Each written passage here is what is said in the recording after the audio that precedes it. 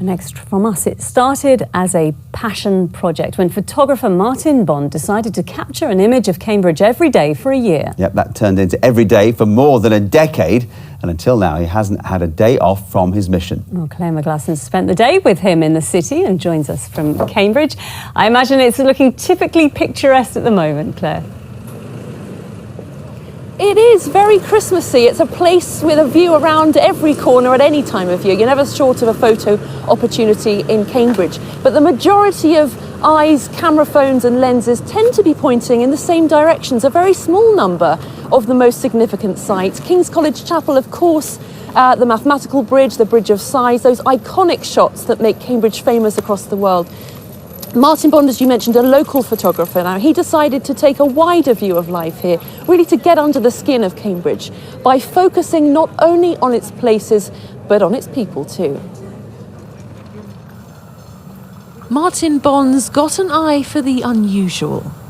Taking a snapshot of Cambridge every day for 5,000 days, he's got a talent for spotting the things the rest of us miss. By pure accident, I managed to take a classic street photography shot of a painter up a ladder who just dropped some paint on his sandwiches on the pavement below. And it occurred to me that when people think about Cambridge, there's a number of images or pictures that immediately spring to mind. And I thought I wanted to shake that up a little bit by turning my back and camera away from those classic, beautiful views and perhaps focus more on the reality of the city. That was more than 13 years ago. His Cambridge diary has gathered millions of views since then. His printed photos, now picture postcards. And there's about 60 different designs here, and there's quite a few of my more quirky shots, which are, different to the other sorts of postcards that you would get. The head gardener's collie dog sitting behind a sign which says, "Please keep off the grass."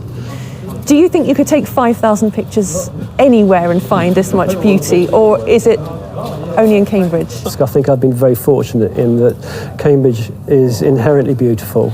Its people are inherently bonkers sometimes. Rowers going past dressed as nuns. Yes, exactly that, yes. And they were all quite rigidly sort of poised, ready for the off, except for one whose head was turned, and that just provided such a nice frame for me. And often poignant too. Yes, one of my favourites is a picture that I took on actually the first day of lockdown, and through the gates of Peterhouse College was Gerald, the head porter, just calmly watering the pot plants outside of the Porter's Lodge. And it harked of, that British spirit of keep calm and carry on. This week he ended his unbroken run with this final photo of the town where he's now a recognisable sight. It's come full circle in that I'd become part of the furniture of the vista that I'm photographing. And though we met to talk about his retirement, even as our cameras rolled, Martin saw something he couldn't resist posting to his followers. This camera that you see here is part of my wardrobe. I don't feel dressed without it. So yeah, I'm going to be continuing, but not every day. I'm going to occasionally perhaps take a break, maybe even take a holiday. Claire McGlasson, ITV News, Cambridge.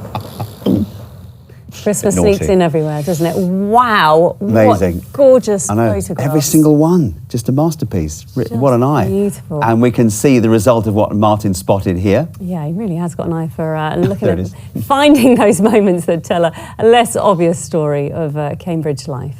Yeah, this looks like an example of classic student pranks, of course, Jolly Japes. How they got up there, goodness knows. Maybe it was an elf. But it's made for another good photo opportunity. Please don't do that, though. It looks very dangerous. Brilliant. Right, weather now. Ash, we've got a weekend.